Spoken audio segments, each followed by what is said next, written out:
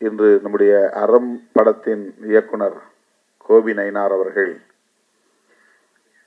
இயக்கியுள்ள மனுஷி என்கிற ஒரு திரைப்படத்தின் முன்னோட்ட காட்சியை பார்க்கிற ஒரு சூழல் அமைந்தது. திரு வெற்றிமாறன் அவர்களின் தயாரிப்பில் கோபி நயினார் அவர்களின் இயக்கத்தில் விரைவில் வெளிவர இருக்கிற இசையமைப்பாளர் இளையராஜா அவர்களுடைய இசையில், பின்னணி இசையில் விரைவில் வெளிவர இருக்கிற மனுஷி திரைப்படத்தை பார்த்தோம். அதனால்தான் 3 பேரும் ஒன்றாக வந்து சேர்ந்திருக்கிறோம். இயக்குனர் கோபி அவர்களும் நம்முடைய அண்ணன் கவிஞர் காசிமுத்து மாணிக்கம் அவர்களும் இந்த நிகழ்ச்சிக்கு திடீர் விருந்தாளிகளாக வந்திருக்கிறார்கள். அதற்கு காரணம், நாங்கள் ஒன்றாக அந்த திரைப்படத்தை முன்னோட்ட காட்சியை பார்த்துவிட்டு அடுத்து தவிர்க்க முடியாத இன்னொரு நிகழ்விலும் பங்கேற்றுவிட்டு இங்கே வந்து சேர்வதற்கு, போக்குவரத்து நெரிசலையும் தாண்டி வந்து சேர்வதற்கு காலத்தாழ்வு நேர்ந்து விட்டது. நெடுநேரமாக நீங்கள் காத்திருக்கிறீர்கள்.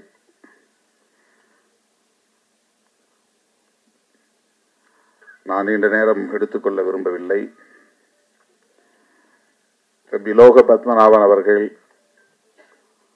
பேசும்போது 2010 நான் இந்த மேடையில் ஒரு உதவி இயக்குனராக ஏறி நிற்கிற வாய்ப்பு கிடைத்தது. 13-14 ஆண்டுகளுக்கு பிறகு ஒரு இயக்குனராக இந்த மேடையில் நான் வந்து நிற்கிறேன். இது ஒரு அருமையான தருணமாக நான் பார்க்கிறேன் என்று தன்னுடைய நெடிய பயணத்தை திரும்பி பார்க்கிறார். இந்த இடத்தை எட்டுவதற்கு ஒரு மாமாங்கம் தேவைப்பட்டிருக்கிறது. 12 ஆண்டுகளுக்கு மேலாக எப்படி இவர் இயக்குகிறார், எழுதுகிறார், நடிக்கிறார், இசையும் அமைக்கிறார் என்று பலரும் இங்கே வியப்பாக கேள்வி எழுப்பினார்கள். அதற்கு நான் விடை சொல்கிறேன் என்று தன்னுடைய போராட்ட வாழ்வை பகிர்ந்து கொண்டார். எத்தனை திரைப்படங்களில் உதவி இயக்குனராக, எத்தனை திரைப்படங்களில் துணை இயக்குனராக, இணை இயக்குனராக பணியாற்றினேன். தமிழை தாண்டி தெலுங்கு போன்ற பிற மொழிகளிலும் நான் பணியாற்றி இருக்கிறேன். 5 ஆண்டு காலம் இசை மாணவனாக பட்டய வகுப்பில் பயின்று தேர்ச்சி பெற்றிருக்கிறேன் என்று தனக்குள்ள தகுதி நிலைகளையும் இங்கே எடுத்துரைத்தார். இத்தனை தகுதிகள் இருந்தும், ஆற்றல் இருந்தும், அனுபவம், பட்டறிவு இருந்தும் தான் எண்ணியதை எய்துவதற்கு, அடைவதற்கு இந்த களத்தில் எவ்வாறு போராட வேண்டி இருக்கிறது என்பதைத்தான் அவருடைய உரை நமக்கு உணர்த்தி இருக்கிறது. 13 ஆண்டுகளுக்கு பிறகு ஒரு இயக்குனராக இப்போது அவர் இந்த மேடையிலே நிற்கிறார். அவர் இயக்கிய, படைத்திருக்கிற அந்த திரைப்படத்தின் இசை தட்டினை வெளியிடுவதற்கான ஒரு வாய்ப்பை எனக்கு வழங்கி எனக்கு பெருமை சேர்த்திருக்கிறார். அதற்காக நான் அவருக்கு முதலில் நன்றியை தெரிவித்துக் கொள்கிறேன். திரைப்படத்தை முழுமையாக பார்த்தால்தான் அதை பற்றி நாம் சொல்ல முடியும். ஆனாலும் அதன் கருப்பொருள் என்ன என்பதை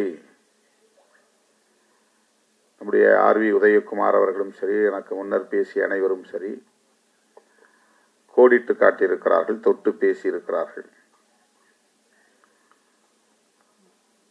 தமிழ்நாட்டில் காதல் என்பதும் ஒரு அரசியலுக்கான பேசுபடு பொருளாக மாறி இருக்கிறது. காதலை பற்றியும் பேசி அரசியல் ஆதாயம் தேட முடியும் என்பது தமிழக அரசியலில்தான் முதலாக நாம் பார்க்கிறோம். அரசியல் ஆதாயத்திற்கு காதலையும் பயன்படுத்துவது, அதையும் ஒரு மூலதனமாக மாற்றிக்கொள்வது. ஒருபடி அரசியல்வாதியை தாண்டி சினிமா துறையிலே இருப்பவர்களும் கூட நாடக காதல் என்கிற பெயரிலே அதையும் அரசியலாக்கி அல்லது வணிகமாக்கி ஆதாயம் தேட பார்க்கிறார்கள். அவர்கள் அரசியல்வாதியிடமும் கெட்டிக்காரர்கள். அரசியல்வாதிகளையும் தூக்கி சாப்பிடக்கூடிய அளவுக்கு கெட்டிக்காரர்களாக இருக்கிறார்கள். என் பெயரை சொல்லியும் பிழைக்கிறார்கள். பிழைத்து விட்டு போகட்டும் என்று நான் அதை கண்டுகொள்ளவில்லை. எனக்கும் அதற்கும் அவர்கள் சொல்லுகிற பொருளுக்கும் சம்பந்தமே கிடையாது. என் பெயரை சொல்லி ஒரு படம் தயார் பண்ணி அதிலே வணிகம் செய்ய முடியும் என்கிற அளவுக்கு நான் ஒரு மூலதன பொருளாக இருக்கிறேன் அவர்களுக்கு என்று சில நேரங்களில் நான் தோழர்களோடு பகிர்ந்து கொள்வதுண்டு. காதல் என்பது காலம் காலமாக பேசப்பட்டு வருகிற ஒரு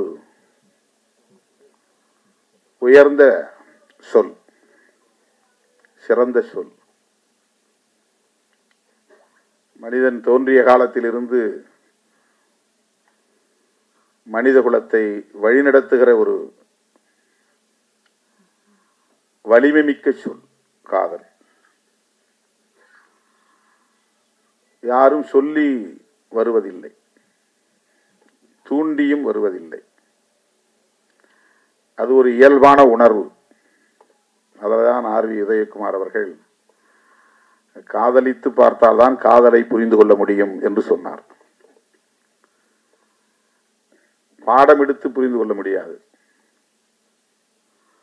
அறிவியலை பாடம் எடுத்து சொல்லித்தர முடியும், கணக்கை பாடம் எடுத்து சொல்லித்தர முடியும். அதற்கெல்லாம் ஆசிரியர்கள் உண்டு. காதலுக்கு ஆசிரியர்கள் கிடையாது. அது இயல்பான உணர்வு. அப்படி சொல்லித்தரவும் முடியாது.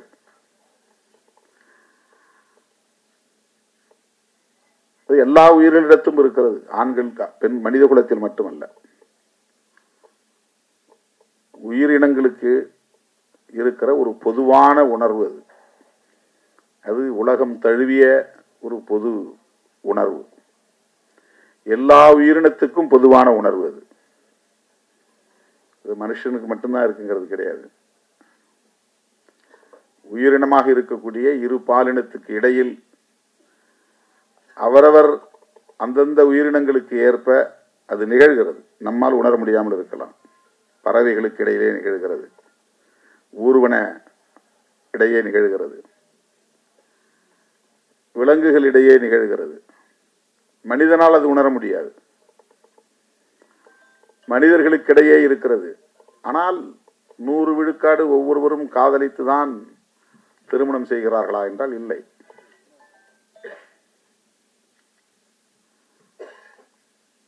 ஒரு கிராமத்திலே ஒரு வயதொத்த இளம் ஆண்கள் அல்லது இளம் பெண்கள், ஒரு 20 ஆண்கள் அல்லது 20 பெண்கள் இருக்கிறார்கள் என்று சொன்னால், அவர்கள் அனைவருமே யாரையாவது காதல் செய்து தமது வாழ்க்கையை தீர்மானிக்கிறார்களா என்றால் கிடையாது. அங்கொன்றும் இங்கொன்றுமாகத்தான் அது நடக்கிறது. அதற்கான வாய்ப்பு உருவாகிறது. உணர்வு இருக்கும், அது கனியாது, மலராது, அந்த சூழல் உருவாகாது. ஆகவே இது ஒரு தன்னியல்பான ஒன்று.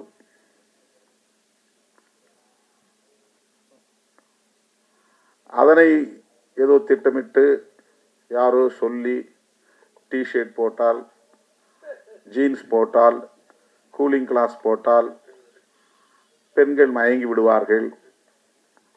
அந்த டிஷர்ட் போட்டவன் பின்னாலேயே பெண்கள் போய் விடுவார்கள் என்பதை போன்ற ஒரு தோற்றம் இங்கே உருவாக்கப்பட்டு அதற்கு ஒரு பெயரை சூட்டியிருக்கிறார்கள், நாடக காதல் என்று. அப்படி ஒன்று இருக்கவே முடியாது. காதல் காதல் தான், அவ்வளவுதான். இன்னொன்று அப்படி ஒன்று இல்லை, அப்படி ஒன்று இருக்க முடியாது. நாடகம் செய்தெல்லாம் யாரும் யாரையும் ஏமாற்றி விட முடியாது.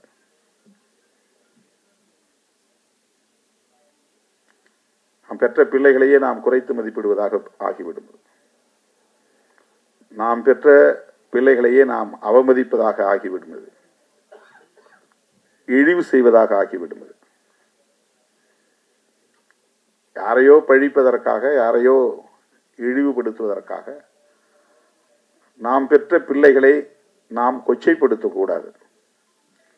இந்த விமர்சனங்கள் ஒரு தனிநபருக்கு எதிரான விமர்சனங்கள் அரசியல் ரீதியாக செய்யப்படுகின்றன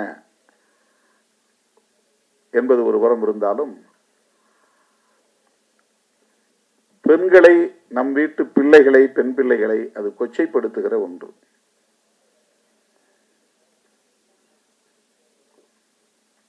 அதை ஒருபோதும் நியாயப்படுத்த முடியாது.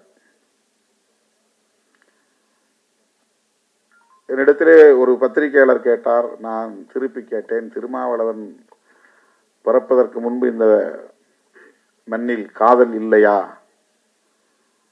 நான் வந்த பிறகுதான் இங்கே காதல் என்ற சொல் புழக்கத்தில் இருக்கிறதா? இது எவ்வளவு பெரிய அபாண்டம், எவ்வளவு பெரிய வீண் பழி.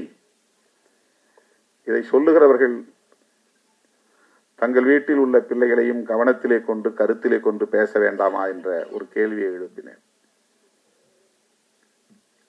அருமை தோழர்களே, காதல் என்பது இயல்பானது என்றால் இயற்கையானது என்று பொருள். இயல்பு என்றால் இயற்கை என்றுதான் பொருள். அது ஒரு இயற்கையான உணர்வு.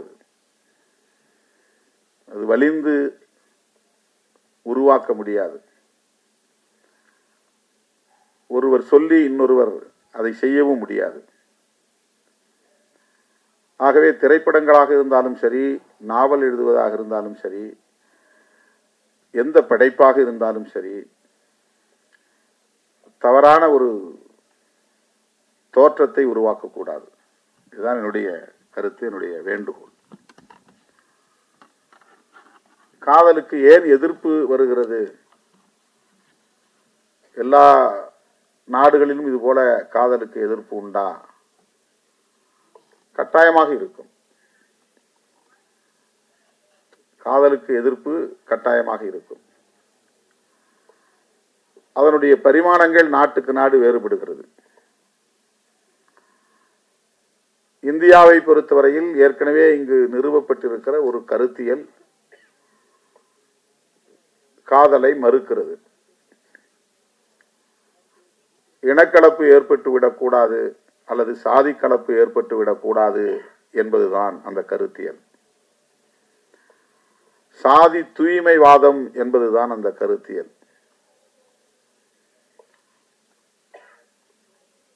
சாதி விட்டு சாதி திருமணம் செய்தால் ஒரு சாதிக்கான பாரம்பரியத்தில் களங்கம் ஏற்பட்டுவிடும்.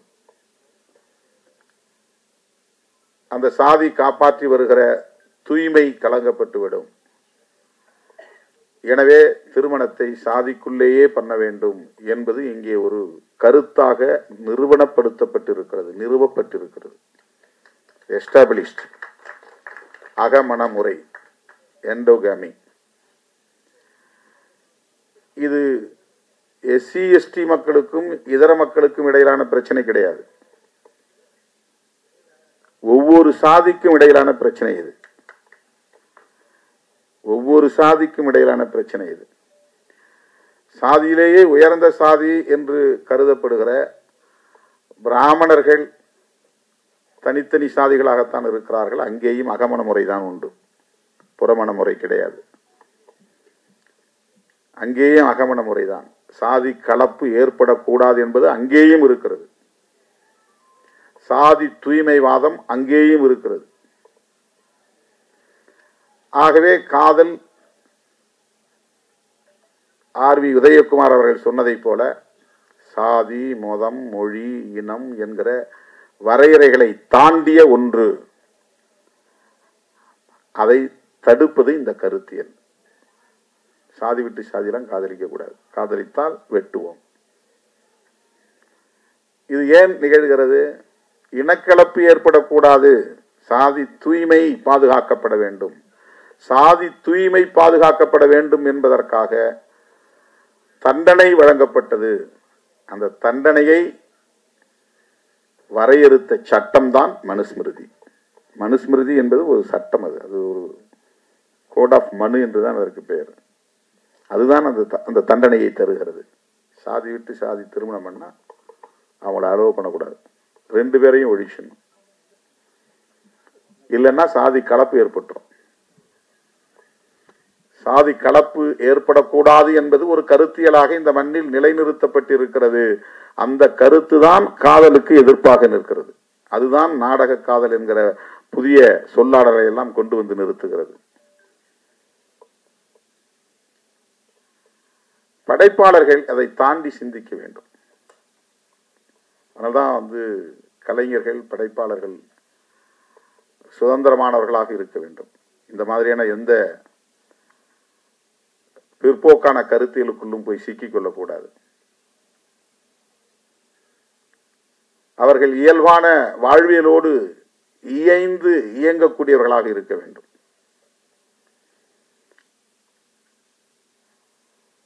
அந்த ஆளுமை உள்ளவர்களால் தான் சிறப்பான ஒரு படைப்பை தர முடியும். அதுல எந்த ஒரு கருத்தையும் ஏற்றக்கூடாது. என் கூட இருக்கிறதுனால நான் சொல்ற கருத்தை தான் சொல்லணும் அப்படின்னு ஒன்றும் கிடையாது. என் கூட இருக்கிற தோழர்கள் அவருக்கு ஒரு சுதந்திரம் இருக்கு. இப்ப அறம் படத்தினுடைய இயக்குனர் கோபி எம்மோடு இணைந்து அரசியல் களத்திலும் பணியாற்றுகிறார். ஆனா அந்த சாயல் இருக்காது அவருடைய படைப்புல. அதுதான் அவருக்குள்ள ஆளுமை, அதுதான் அவருக்குள்ள சுதந்திரம். இன்னைக்கு படத்தை பார்த்து வந்த நானும் கவிஞர் காசிமுத்து மாணிக்கம் அவர்களும் அவரை பயங்கரமா பாராட்டிக்கிட்டே வந்தோம். இந்த பாராட்டு மழையில நினைஞ்சு உட்கார்ந்துருக்கிறாரு. இந்த படம் வெளியே வந்தா அவர் யாருங்கிறது தெரியும், எவ்வளவு பெரிய இன்டெலெக்சுவல் அப்படிங்கிறது தெரியும். அவரு படம்னா குத்துப்பாட்டு இருக்கணும், படம்னா காதல் காட்சி இருக்கணும், படம்னா சண்டை இருக்கணும், படம்னா வன்முறை இருக்கணும், படம்னா ஒரு வணிக நோக்கம் இருக்கணும் அப்படிங்கறதெல்லாம் உடைச்சிருக்கிறார். அவர் வெறும் டிஸ்கஷன் தான். 2 மணி நேரம் ஒரு அறைக்குள்ள உட்கார்ந்து பேசிக்கிட்டே இருக்கிறாங்க, அவ்வளவுதான். அதான் படம். அவுட்டோர் ஷூட்டிங்லாம் கிடையாது. ஊரா கேமராவை எடுத்துட்டு சுத்துறதுலாம் இல்லை. ஒரு ரூமை பிடிச்சி ரூம்ல 4 பேரை உட்கார வச்சு பேச வைக்கிறார். பாட்டு கிடையாது, டூயட் கிடையாது, லவ் இல்லை. இந்த மாதிரி எந்த பரிமாணங்களும் அதுல கிடையாது. இது படைப்பாளர்களுக்குள்ள ஒரு ஆளுமை. இது அதுல அவர் என்ன சொல்ல வர்றாருன்னா, மக்களை அறிவியலோடு இணைந்து வாழ கற்பிக்க வேண்டும். அறிவியல் என்ன சொல்ல? அறிவியல் சொல்றதுதான் யதார்த்தமான உண்மை. அறிவியல் தான் யதார்த்தமான உண்மை. அதுல எந்த விதமான புனைவும் இருக்காது. நம்பிக்கைங்கிற பேர்ல எந்த கற்பனையும் இருக்காது, எந்த திணிப்பும் இருக்காது அறிவியல்ல. அறிவியல் அறிவியல் அவ்வளவுதான். அது நிறைய தத்துரூபமான காட்சிகள் அதுல பதிவு பண்ணியிருக்கிறாரு. பேப்பரை தூக்கி இப்படி எரிஞ்சா அது பறக்குது, அதே பேப்பரை கசக்கி போட்டா கீழே பொத்துன்னு விழுது. ஒரு பிசிக்ஸ். ஒரு ஹீரோயினை வச்சு சொல்றாரு, இது ஏன் பிள்ளைகளுக்கு சொல்லிக் கொடுக்கணும், நீ வேற எதுவும் சொல்லி தராத. சாதி ஆண்ட பரம்பரையெல்லாம் சொல்லிக் கொடுக்காத, அரச பரம்பரையெல்லாம் சொல்லிக் கொடுக்காத. அவன் எந்த காலத்திலே ஆண்டான், இன்னைக்கு நீ பிச்சை எடுத்துட்டு தானே இருக்கிற. அவன் கோட்டையை கட்டி ஆண்டாலும் அவன் பரம்பரை இன்னைக்கு என்ன நிலையில இருக்கு, அது நிலைக்காதுங்கிறது தான் அர்த்தம். கோட்டை கட்டி ஆண்டவன் பிள்ளை அர்த்தம் அது பரம்பரை. நான் மறுபடியும் அதே கம்பீரத்தோட இருப்பேன், யானையில போவேன், குதிரை போவேன்னு போக முடியுதா? முடியாது. இதுதான் வாழ்க்கை. கோட்டை இருந்த இடம் இப்ப மண்ணா கிடக்குது. அதனால அதை சொல்றதுல எந்த அர்த்தமும் கிடையாது. அறிவியலை சொல்லி கொடுங்கிறார் இந்த படத்துல. அறிவியலை சொல்லி கொடு. அறிவியல்னா பரீட்சைக்கு எழுதுறதுக்கான அந்த சயின்ஸ் இல்ல, வாழ்வியலே ஒரு அறிவியல் தான். அந்த அறிவியல் அடிப்படையில் தான் உயிரினங்கள் எல்லாம் வாழ்கிறது. கற்பனைகளிலும் கற்பனையான நம்பிக்கைகளிலும் சிக்கி கிடக்கிற உயிரினம் தான் மனித குலம். இதுதான் கற்பிதங்களுக்குள் சிக்கி கிடக்கிற சமூகம். எனக்கு இன்னும் ஒரு பாரம்பரியம் இருக்கு, நான் இந்த குடும்பத்தை சார்ந்தவன் அப்படிங்க, நான் இப்படிப்பட்ட ஆளு அப்படின்னு ஒரு ஈகோ, இது எல்லாமே கற்பிதங்கள். சாதி என்பது ஒரு கற்பிதம், மதம்ங்கிறது ஒரு கற்பிதம், கடவுள் என்பது ஒரு கற்பிதம். கடவுள் உண்டா இல்லையான்னு கேள்வி கேட்பேன். நீ கடவுள் நம்புறியா இல்லையா கேள்வி. அந்த டிஸ்கஷனை போது உண்டா இல்லையாங்கிறது பிரச்சனை இல்லை, நம்புறியா இல்லையா. கடவுளை பற்றி நான் எதுவும் பேச தேவையில்லை. மனிதனுடைய வாழ்க்கை தான் முக்கியமானது. நான் எப்படி வாழணும்னு நினைக்கிறேன், அவ்வளவுதான். இந்த வாழ்க்கையை எப்படி நான் வாழ்ந்துட்டு போகணும். ஒரு அருமையான ஒரு உரையாடலை வந்து அவர் 2 மணி நேரத்துக்கான ஒரு திரைப்படமா உருவாக்கி இருக்கிறார். இப்படிப்பட்ட படைப்பாளர்கள் தான் வந்து இப்போ தேவைப்படுகிறார்கள். அதான் ரொம்ப முக்கியம். என் கூட இருக்கிறாரு, நீங்க வந்து நான் பேசுற அரசியல்லாம் நீங்க அதில் பேசக்கூடாதா, அந்த வசனங்கள்லாம் அதில் வைக்கக்கூடாதா, என்ன அந்த சாயல் இல்லை அப்படின்னு நான் வந்து அவரை தூண்ட முடியாது. அப்படி கருத்தை திணிக்கவும் கூடாது. அது வேறு.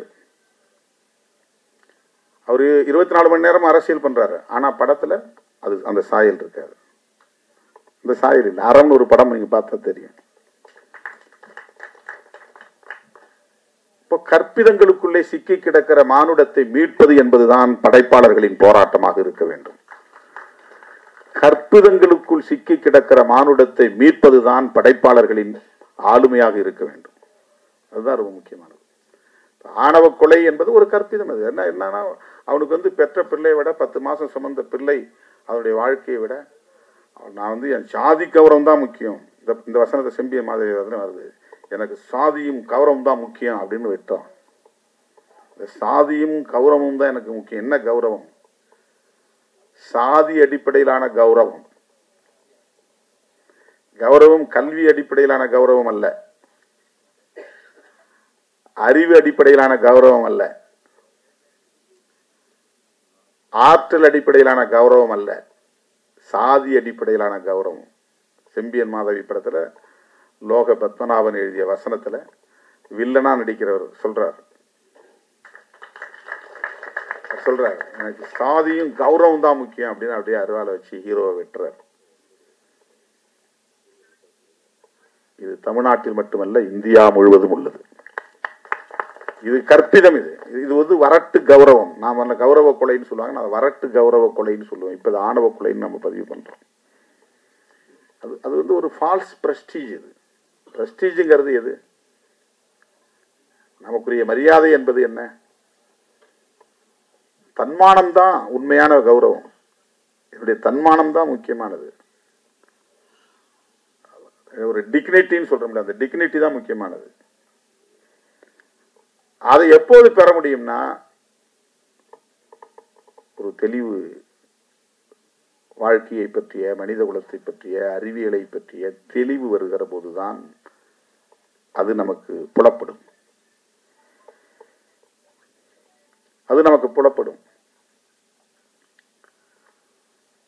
ஆகவே செம்பியன் மாதேவி ஒரு ட்ரெய்லர் தான் போட்டிருக்காரு, முழு படம் நம்ம பார்க்கல. அதில் வரக்கூடிய காட்சி, அதில் வரக்கூடிய வசனம், காதலுக்கு எதிர்ப்பு சாதியின் பெயரால் இருக்கிறது, அதை பற்றி அதில் பேசப்படுகிறது என்பதை நம்மால் உணர முடிகிறது. இதை ஏன் திரும்ப திரும்ப பேச வேண்டும்? எதற்காக இதை திரும்ப திரும்ப நாம் படமாக்க வேண்டும்? திரும்ப திரும்ப விவாதிப்பதன் மூலம்தான் ஒரு பிரச்சனை தீர்வை எட்டுகிறது.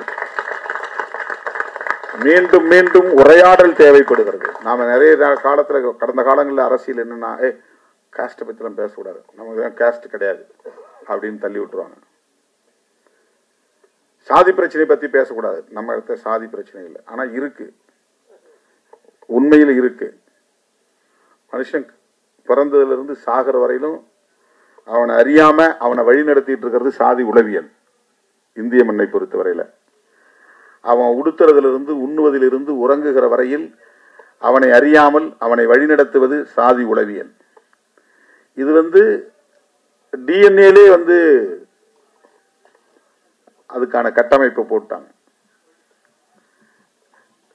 நான் சாதி ஒழிப்பை பேசினா கூட என்ன ஏதோ ஒரு சக்தி இயக்கி கொண்டிருக்கிறது, அதில் டாமினன்ட் ஆதிக்கம் செலுத்துவது சாதியா தான் இருக்கு. நான் யாரோட உறவாட முடியும்? நான் யாரை நட்பா வச்சுக்க முடியும்? எனக்கு யாரு அக்சஸா இருக்கிறாங்க, ஈஸி அக்சஸா இருக்கிறாங்க? இந்த சமூகம் அப்படி கட்டமைக்கப்பட்டிருக்கு. அந்த மாதிரிதான் வந்து நண்பர்கள், அந்த மாதிரிதான் உறவுகள், அந்த மாதிரிதான் வந்து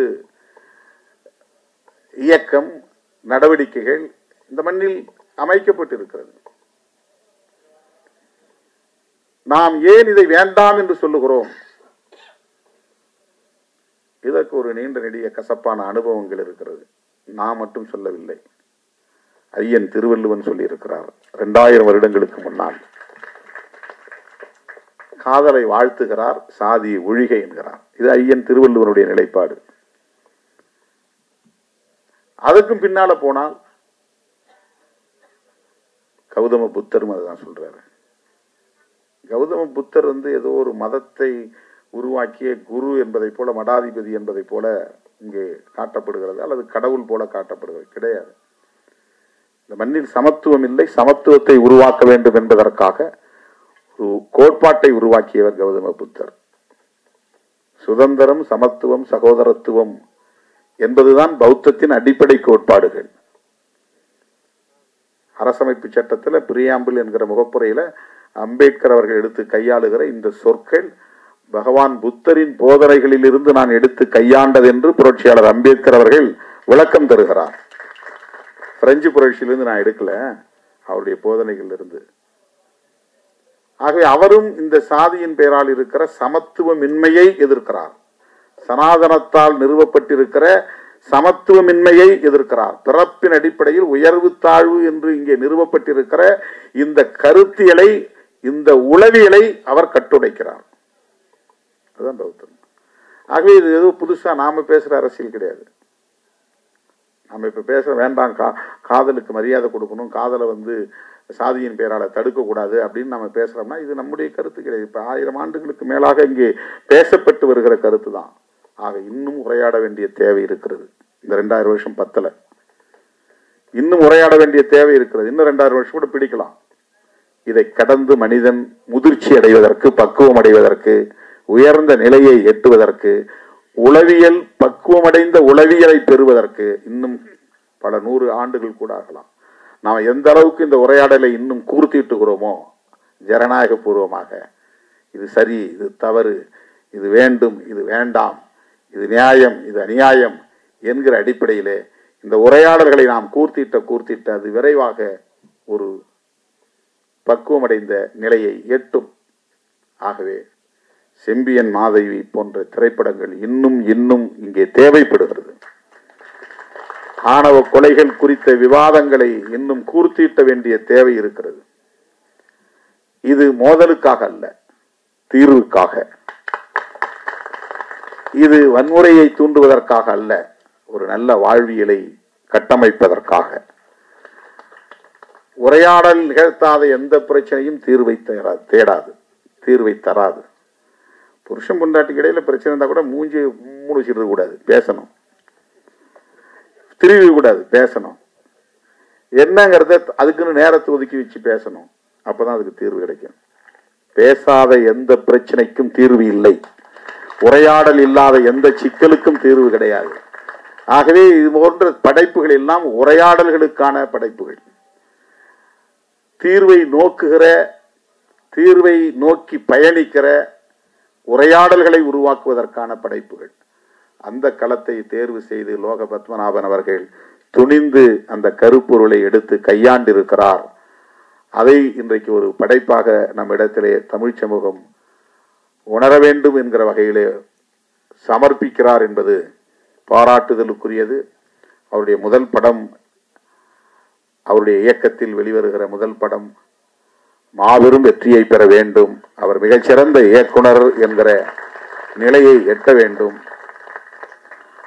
இந்த வணிகமயமான கதை பின்னலுக்குள்ளே போய் சிக்கிக் கொள்ளாமல் ஒரு படம் எடுத்தால் கூட, அவர் ஒரு 7-8 வருஷத்துக்கு முன்னால் எடுத்தார். ஆனா அறம் இன்னைக்கும் பேசப்படுகிறது. ஒரே ஒரு படம் தான், ஒரே ஒரு சின்ன கருப்பொருள் தான். ஒரு படம் எடுத்தால் கூட, அதுக்கப்புறம் படம் கூட தேவையில்லை. ஆனால் அதிலே மனித குலத்துக்கு நாம் என்ன சொல்லுகிறோம், எப்படி அவர்களுக்கான வழிகாட்டுதலை தருகிறோம், அதை எப்படி உரையாடலுக்கு உட்படுத்துகிறோம், அதுதான் ரொம்ப முக்கியம். இந்த படம் வந்தவொடனே ஒரு 10 நாள் பேசுபடு பொருளா மாறும், ஒரு கோடி கோடியா பணம் கொட்டும், அதுல பெரிய பயனடைவாங்க. அதுக்கப்புறம் அது போய் எங்கேயோ ஒரு வாரத்தில் கிடக்கும். அதுக்கப்புறம் அது யாரும் பேச முடியாது. அப்படி படைப்புகள் அப்படி இருக்கக்கூடாது. ஆகவே செம்பியன் மாதேவி படத்தை எழுதி இயக்கியிருக்கிற, இசையமைத்திருக்கிற லோக பத்மநாபன் அவர்கள் ஒரு முற்போக்கான சிந்தனையுள்ள, சமூக மாற்றத்தை விரும்புகிற, இயல்பான இயற்கையான வாழ்வியலை மனித குலத்துக்கு எடுத்துரைக்கிற ஆற்றல் வாய்ந்த ஒரு படைப்பாளராக பரிணமிக்க வேண்டும். இன்னும் இன்னும் அவருடைய புகழ் ஓங்க வேண்டும் என்று சொல்லி இந்த வாய்ப்புக்கு நன்றி கூறி முடிக்கிறேன். நன்றி, வணக்கம்.